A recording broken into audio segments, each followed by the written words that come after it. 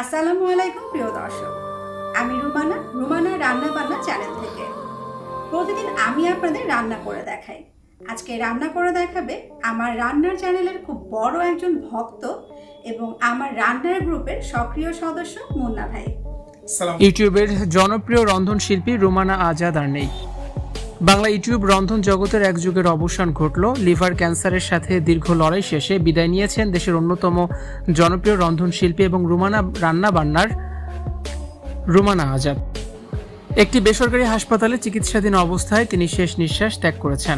তার অকাল প্রয়াণে দেশের ফুড ব্লগিং এবং রন্ধন শিল্পে গভীর শোকের ছায়া নেমে এসেছে। বাংলাদেশে যখন ইউটিউবে রান্নার কন্টেন্ট তৈরির ধারণা একেবারে নতুন ছিল, তখন যে কজন মানুষের হাত ধরে এই মাধ্যমে জনপ্রিয়তা আসে, রুমানা আজাদ তাদের মধ্যে অন্যতম। সহজ উপস্থাপন, নিখুঁত রেসিপি আর তার স্বভাবসুলভ মিষ্টি কণ্ঠ দিয়ে খুব দ্রুতই তিনি লাখো মানুষের হৃদয়ে জায়গা করে নিয়েছিলেন। শুধু রান্না শেখানোই নয়, তিনি রান্নাকে একটি নান্দনিক শিল্পের রূপ দিয়েছিলেন। দেশের হাজারো তরুণ তরুণীর রান্নার হাতে খড়ি হয়েছিল তার ভিডিও দেখে। রুমানা আজাদ দীর্ঘদিন ধরে লিভার ক্যান্সারে আক্রান্ত ছিলেন, কিন্তু শারীরিক এই চরম অসুস্থতাকে তিনি তার কাজের পথে বাধা হতে দেননি।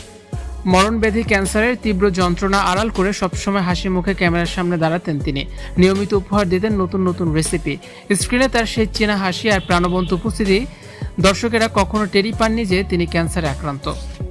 তার জীবনাবসানের পর এখন তার সেই মিষ্টি কণ্ঠ আর অসংখ্য জনপ্রিয় রেসিপি ভক্তদের মাঝে কেবলই স্মৃতি হয়ে রইল।